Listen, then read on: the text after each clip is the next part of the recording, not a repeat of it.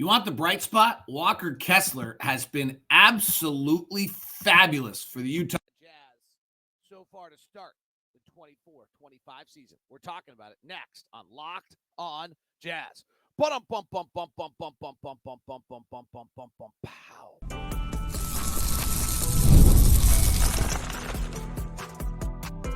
You are Locked on Jazz, your daily podcast on the Utah Jazz. Part of the Locked on Podcast Network, your team every day. How are you? I'm David Locke, radio voice of the Utah Jazz, Jazz NBA insider. This is Locked on Jazz. It is your daily podcast on the Utah Jazz, giving you insight, expertise, geeky numbers, and hopefully making it way better to be a Jazz fan each and every day. Locked on Jazz is part of the Locked on Podcast Network, your team every day. And as is everything with the Locked on Podcast Network, we are free and available on all podcasting apps, as well as on YouTube. Plus, we have the free daily newsletter for you as well. Go to lockedondaily.com and subscribe for free to Locked on Jazz. And the Mavericks and Kings are beating us right now, and we cannot have that. So please go subscribe to Locked on at Locked on Daily to Locked on Jazz. As I mentioned, I'm David Locke. Thanks so much for tuning in. Here's what we got today. We'll bring back trends Monday. Oklahoma City is doing some wild things defensively. We'll look at that. Plus, Milwaukee might be having some problems and some interesting early notes on some other teams we'll look at in trends Monday. We'll look at Chicago, who we play tonight in the very fun night of the NBA. All 30 teams play 15 games, all 15-minute increments. So they tip off 15 minutes every 15 minutes so that you actually should be able to just follow all of them and then get closes all at the same time. Then everyone's off tomorrow. We start at 5 o'clock Mountain Time with Milwaukee versus Cleveland. And then the last tip-off is at 8:30 Mountain Time with the Spurs and the Clippers. We're right dead center in the middle of that. We'll tip off at 6:30 Mountain Time tonight against the Chicago Bulls. So we'll preview that matchup for you. What is going on with our third quarters? The players met about it, so we should meet about it. And we'll talk about the improved defense. But let's start with where the improved defense starts, and that's the big man in the middle. Walker Kessler has been just great. Today's show is brought to you by our friends over at FanDuel. FanDuel, the official sports book of Locked On and the official sports book of the NFL. Get your bonus bets, $150 when you make a $5 bet with FanDuel. All right, Walker Kessler has been just fabulous for the Utah Jazz so far this season. He's manning the middle, and the Jazz goal when they came in the season was to build the fundamentals of a defense that when they became more talented and a better team, they could use to win. And they are beginning to do it. The Jazz are allowing the fewest shots of any team in the NBA at the rim right now. 28% of opponent shots are at the rim. That's the lowest number of any team in the league. That's because Walker's playing 30 minutes a night, protecting the middle, denying shots there. The defense is doing a good job. Part two of the defense is to not allow corner threes. They're not doing that well. They're actually 25th in the league in defending the corner three. And they'll obviously have to tighten that up. But first piece of this puzzle is they're really doing a wonderful job denying the rim, which is vital. Now, when people are getting to the rim, they're shooting 70%, 25th best in the league. But that kind of goes hand in hand. Often, if you're the team that denies the rim the most, then you end up allowing teams, the shots that do get up are uncontested. Chicago, who we play tonight, actually allows the highest percentage of any team in the NBA at the rim. And the other teams would be surprising to you. New York, LA, Denver, those kind of teams also allow really high percentage at the rim. Washington, because they're not good, but the Jazz are doing it largely because when teams do shoot at the rim, the shots they're getting are so good. So that's the first piece. The defense is much improved. And, in the midst of an 0-6 start and getting hammered at times, some of this is pretty impressive because the offense is historically bad right now. And it is really, really hard to play good defensive basketball when your offense is historically bad. But right now, the Jazz defense is 16th in half-court defense, 16th overall in points per game according to Synergy. On cleaning the glass, it's a little different. And it depends on your metrics, and cleaning the glass takes out blowout time. So it is my preferred system to use on what the defensive rating is. But the Jazz, remember last year, we're 30th in the league defensively. This year, according to cleaning the glass, we're 24th, a vast improvement. 16th best against the shot. We were 30th last year, and third best team at not fouling. Now, if you dig in a little bit differently and you look at some of the Synergy numbers, which dig in a little bit more to every possession and start to look at some of the items. Again, some of the blowout time exists here, so that's why I do it. But if you look at our overall half-court defense, Oklahoma City's best in the NBA. We'll talk about it in the final segment today. We're 13th in the NBA right now in half-court defense. So that's denying the rim, not fouling. Walker's allowing us to play a shell defensively. We're really doing a nice job of that. Last year, we allowed so much transition, it was disgusting. We were by far the worst team in the league in allowing transition defense, and we're worse this year. Okay? So this is like, we've got to figure this out. We're allowing opponents to play in transition 27% of the time. So if you're wondering, how can we be good in half-court defense and be 23rd defensively? There's your answer. Now, one thing we are doing a little bit better than we did a year ago is we're actually defending in transition better. We're 15th in the league in defending in transition. But our problem is, due to the turnovers most likely, or just the effort to get back, we're allowing I can't describe it in any other way than literally a disgusting amount of fast break. Let me put this in perspective. Last year, we allowed 21% of opponents' possessions to be in the fast break. 21%. The next closest in the league was the Blazers at 19. For those of you everydayers, you've heard this a lot. And the league average was around 17%. So we were 4% more than the league average. It meant that we allowed about 27 points a game in transition. The next closest was 25, and the league average was right around 22. Okay? Got it? 5 points more than league average, 2 points more than the next team. Well, that's what we thought was bad. Last year we allowed 27 points in transition. This year we're allowing 36 points a game in transition. The Warriors are allowing the fewest in the league at 14. The Lakers allowing the second most at 30. And then the Bulls are allowing the third most at 28. We'll see if we can take advantage of it tonight. And the league average is 24. So the league average is right near where it was a year ago. We're allowing 36 points a game in transition compared to 27 a year ago. And 27 a year ago was disgusting. So how is it possible that we've actually gotten so much better in transition defense, and yet we still have not very good defensive numbers? That is how. But when we just zero in on the impact that Walker Kessler is having, which is allowing us to play half-court defense. Okay, so I didn't want to overblow this and make it suddenly sound like our defense is like really, really good. It's better. But the transition defensive issue is just outrageous. And it's somewhat predicated on the fact that we're not making shots, we're committing turnovers, and so there's just the defense is stressed at every moment. Any moment the defense is not stressed, it's able to get into a half-court set, it's able to be set, it's really pretty good. It's a really good sign. Like these are the positive things we've got to find. 13th in half-court defense, number one denying the rim.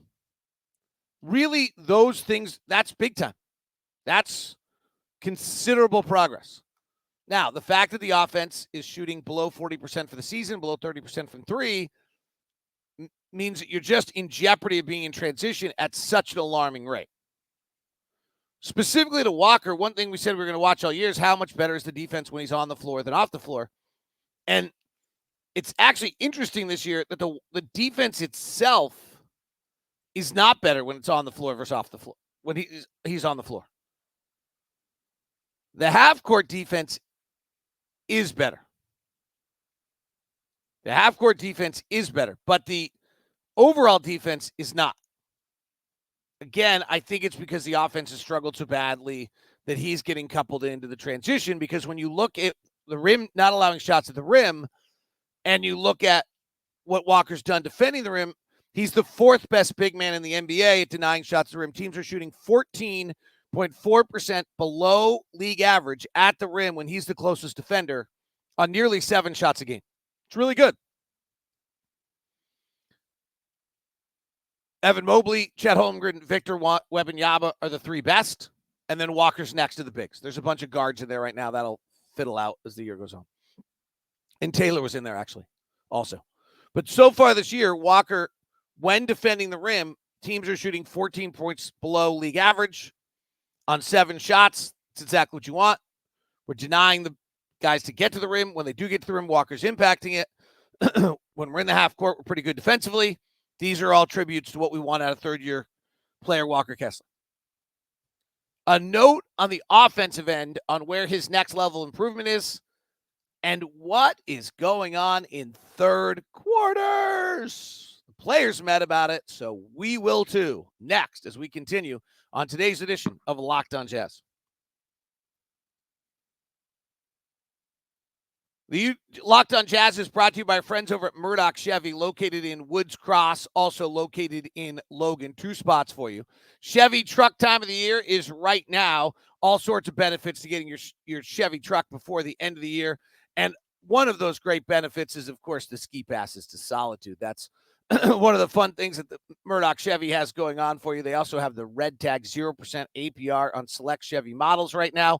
The Silverado 2024 1500 Crew Cab's got great deals right now. A 1.9% APR for 60 months or $3,700 on trade-in value. There are great deals right now, whether it's the Silverado, the Blazer EV, the Equinox, all available for you right now as Chevy's got an amazing lineup, and then the Murdochs are going to make sure that they take care of you as well.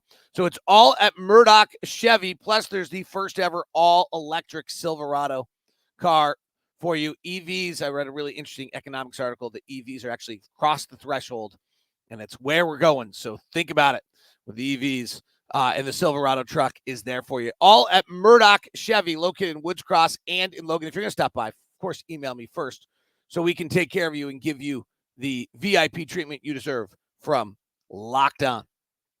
Today's show is also brought to you by BetterHelp. Convenient, flexible, online therapy. Visit BetterHelp.com/LockedOn NBA. That's BetterHelp.com/LockedOn NBA. So there's a lot of different reasons why one would head to therapy. They've got they keep making the reoccurring errors. They got something that's just bouncing in their head and they got to get rid of it, whatever it might be.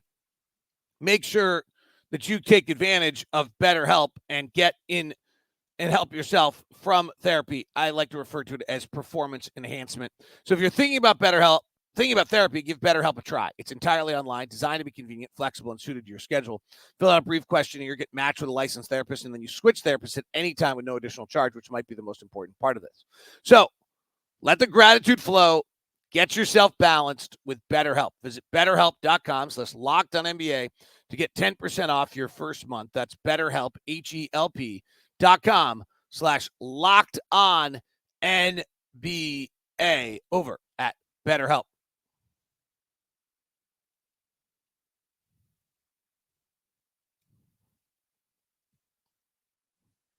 Thanks so much for making Locked On Jazz your first listen of the day. Newsletters, go sign up at Locked On Daily. We got to catch the Kings and the Mavericks. Can't have it. Can't have it. We're going to lose basketball games this year, but we're not losing newsletter count, baby. The guys running the network's got to win.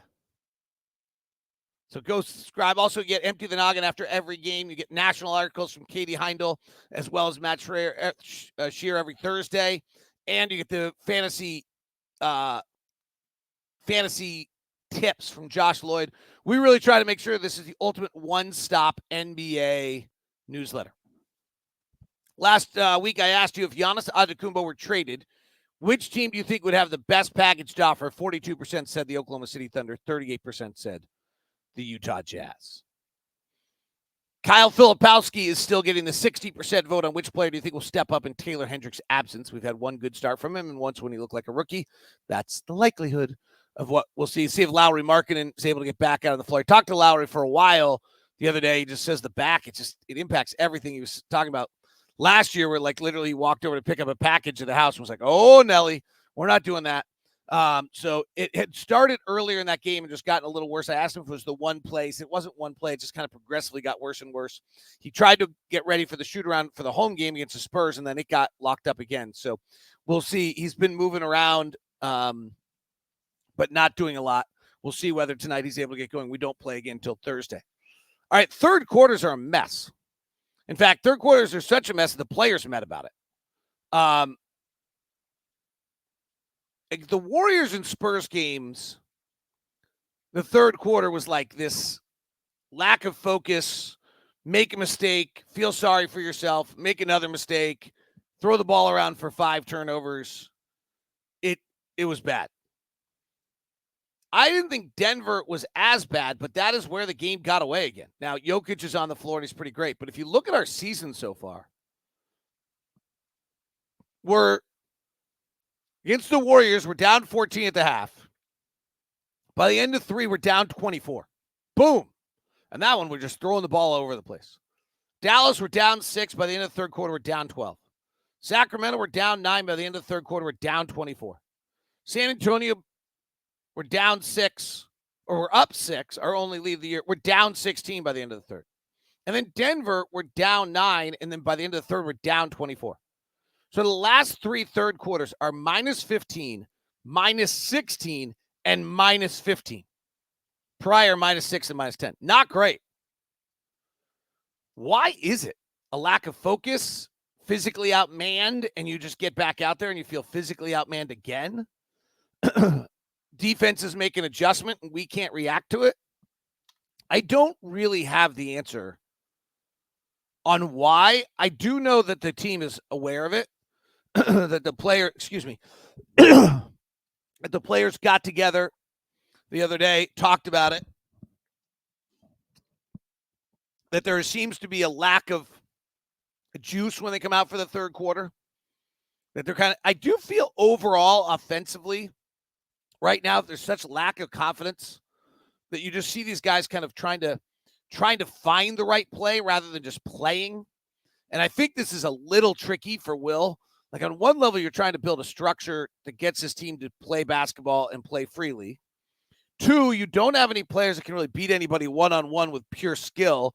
And so you can't just like go give it to a Luka or go give it to a Zach LaVine tonight or someone like that and have them just go make plays. So you need a bunch of ball movement. You need a bunch of creation, but you're throwing the ball all over the gym and turning it over. And so you've got, the way you get rid of turnovers is you go play one-on-one. Well, we don't really have that. So you're actually now needing to kind of have more structure. Well, more structure makes more thinking. It makes everybody try to do the right thing. The amount of times I'm watching guys pause and stop because I think they're trying to do the right thing offensively and get the right play in rather than just playing is really high. But I don't know what else we're supposed to do. Like if we just start playing unstructured, we're going to be even worse offensively than we are right now, which is hard, yeah.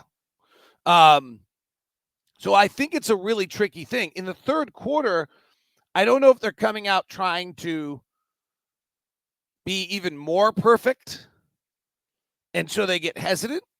If they're coming out just soft and they get their ass kicked. Like, I mean, it can be anything, right? Someone just takes it to them. That the other team smells blood. And like Jokic very clearly decided he didn't want to play the fourth quarter. Like Jokic came out the other night on the back end of a back-to-back and was like, okay, I'm just going to blast you right now, blow you out, and then I don't have to play the fourth quarter. That was so clear what his plan was. Ron Boone had it like a minute into the third quarter. He's like, oh, wow, Jokic wants the ball every possession right now. And that's exactly what happened. So there is a level where, frankly, like Cody Williams is outmanned. Kyle Filipowski is outmanned. Walker's probably not, but we talked about these earlier. Even if Walker has a good year, he's going to finish the year as like the 20th best center in the NBA. So he's outmanned against Jokic. He's outmanned against Victor, like physically outmanned. Well, if you're physically outmanned on almost every possession, like you start the third quarter and you're like, oh God, here we go. Like, ugh. And it's hard to get the juice up to be physically imposing in those moments. And I think that could be part of it. Like, it's just hard right now. And you have that. The other thing is we're starting a very, very young unit, right? Like John Collins and Jordan Clarkson and Colin Sexton and with Lauri out.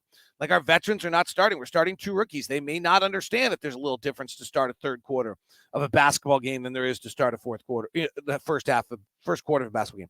First quarter of basketball games, people are just feeling out, see what's going on. I've always said this about the better team starts the first quarter and tries to see, hey, can we win this game the easiest way we can?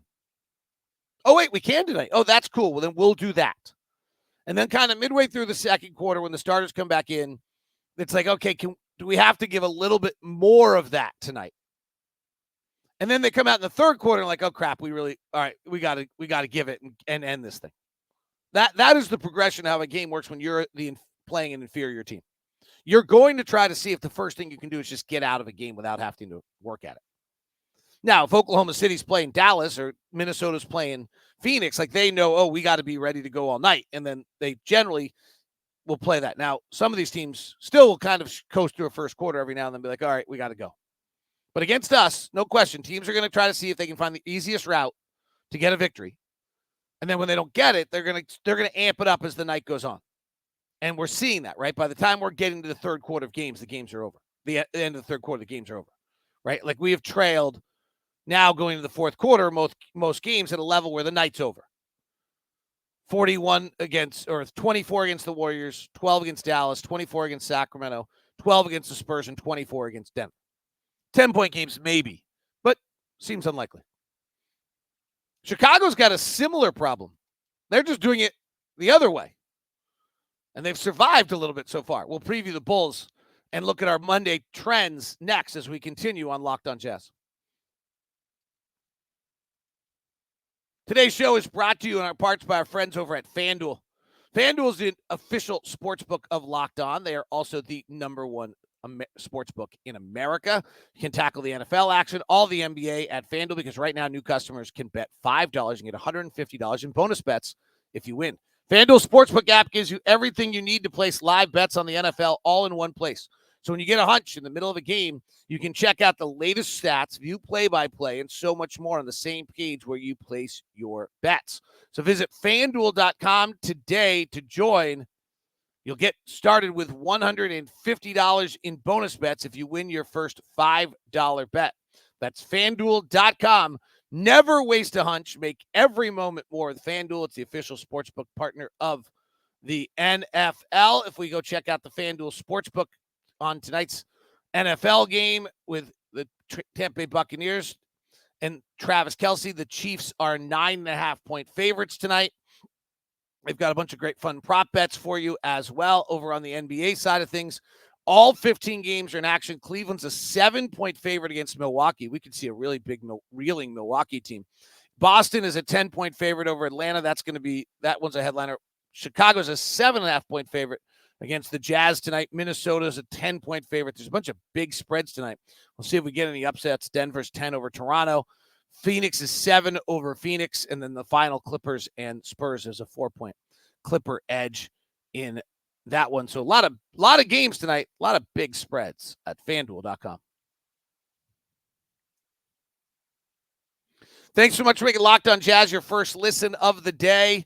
We are free and available on all podcasting apps and on YouTube. So please, if you've not subscribed already, please do. And Locked on Daily is where you get your newsletter. All right. The Bulls are 3-3. They're a completely different team than what you've seen over the last years because they got rid of DeMar DeRozan. They're playing the second most transition of any team in the NBA right now at 23% of their possessions. Right? Because I just talked about the fact that we're allowing the most transition of any team in the league at 27%. And now all of a sudden you have a team in the Chicago Bulls that are playing the second most transition of any team in the league and getting out and running at a very, very high level on this year. So we'll keep an eye on what happens with this.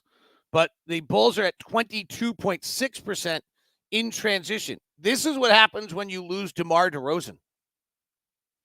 Last year, the Bulls, who walked it up so DeRozan could go get the ball in his spots every time, were last in the NBA in transition. 15.8% of the time they were in transition. Now they're at the second most of any team in the NBA. this year. They went through their entire training camp with a 14-second shot clock to try to, and it's going to be interesting. I really want to talk to the Billy Donovan about this, because on one level you see the ball move like it never used to on them and a bunch of multiple possessions, and then there's other times where they're just bringing it up in one pass and hit to try to create tempo and pace to what they're doing. And so they're just a really different team. The other one that Billy Donovan has done is they're shooting threes. So right now, this team, it's really a transformation. It's pretty incredible.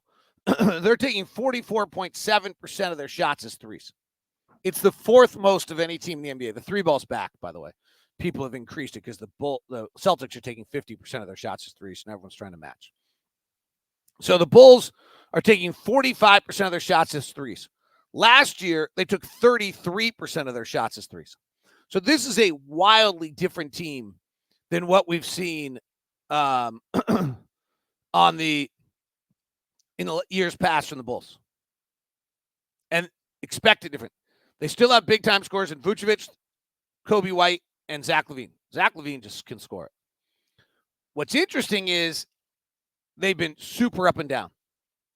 So their first quarters have been as bad as our third quarters. If you look at the Bulls and their first quarters, they're getting hammered. They were down 7 to the Nets, 15 to the Magic, 10 to the Grizzlies. They trailed Memphis and Orlando by 22 and won both games. They trailed Brooklyn by 17 and were unable to come back. They have trailed going to the fourth quarter in 5 of their 6 games. They have trailed at halftime in all 6 games. They have trailed at the end of one in all 6 games. They've been the underdog in every game they've played so far this year, too. They trailed Oklahoma City by 25 and lost. They trailed Memphis by 20 and won. They trailed Orlando by 20 and won. They trailed Brooklyn by 17 and lost at the buzzer. So, I mean, they are having a little bit of a hard time staying consistent in what they're doing. But they're just a really different team, right? 53 threes, 53 threes, 34, 44 in the last 4 games. And they are not getting to the rim like they used to, but more importantly, they're just not taking the bad mid-range shots that they used to. They're a defensive matchup problem. Kobe White can really score it. Zach LaVine can really score it. And then Nikola Vucevic will take a lot of shots. And so you've got to see if you can just make him inefficient. It's going to be a story of this game is going to literally be whether the Jazz can keep them out of transition. Because the Jazz, as we talked about, are just allowing such an incredibly alarming amount of transition. The other one's going to be first quarter. And then the final one that's going to be the story of this game that I think is going to be interesting. So we have a major turnover problem, right? We're 30th in the league and turning the ball over 20% of our possessions. They do not force any turnovers. They're 30th in the league in. So they're doing all this transition without forcing turnovers. They don't force turnovers at all. They force 11% of opposing possessions into turnovers. Lowest in the league. We turn it over 20% of the time. Highest in the league. That's going to be a really interesting give and take in tonight's game. They are the fourth fastest, most proficient team in transition at 22% of possessions. We're allowing a historically high rate in transition right now. So it's going to be fascinating to watch and see how these things play out between those two teams, the give and take in this one. If Lauri Markkanen comes back, maybe this is where the Jazz get their first one. Maybe. All right, Trends Monday. We try to do this every Monday. We take a quick run through the league. I just want to take a second and look at Oklahoma City. This is crazy. Half-court defense. Okay? I always try to find little numbers that are interesting to me, everything else. Okay, last year, half-court defense in the 23-24 season, the Minnesota Timberwolves were the best half-court defense in the NBA last year on overall half-court defense, allowing, I think it was, let me see if I can find it. Oh, that was offense. Team defense, overall half-court, at 0.95 points per possession. Last year, best in the NBA, 0.95. Okay, it's early, and half-court defense is better than it's ever been right now. The Jazz are actually below 0.95 in half-court defense. There are actually, this is kind of worth noting, there are 15 teams, the league average, 16 teams, actually 18 teams that are equal to what Minnesota was in half-court defense last year through this point of the season. The Warriors have the second best half-court defense at 0.85. Okay? Oklahoma City is at 0.78 points per half-court defensively. They are literally annihilating people defensively. 0.78 points per possession in half-court defense. There's an overall trend in the league that's interesting, and it's worth going back to look at same times, as in like what was going same time last year versus same time this year. But Oklahoma City's offense is only 13th. Their defense is 7 points better than anyone else in the league right now. Okay, interesting trends. Quickly for you. Dallas's defense is the third best in the NBA, saying what happened in the second half of last year is probably real. Cleveland is shooting 61% effective field goal percentage. League average is 53. It can't last. Milwaukee ranks 28th in the league defensively. That's why people should be super scared of what's happening in Milwaukee. There are teams in the league early on that are not supposed to be very good. Washington, Charlotte, Toronto, Atlanta, Utah. All of them are in the bottom defensively. It's like already beginning to separate. Brooklyn's kind of near, about to get there. The other one is that Minnesota, adding Julius Randle, is 18, and Mike Conley, maybe aging, is 18th in the league defensively right now. Their offense is not good enough for them to be 18th in the league defensively. Weird trends on the offensive side. Indiana, which was supposed to be incredible offensively, is 17th. Phoenix, who should be great offensively, they're 5-1. They're actually great defensively. Sixth best team in the league defensively. They're still not very good offensively. Kind of strange. There are no real teams in the NBA offensively that are struggling. They're surprising. Chicago's 26th that we play tonight. There's nothing that surprising other than the Clippers, but that's without Kawhi Leonard.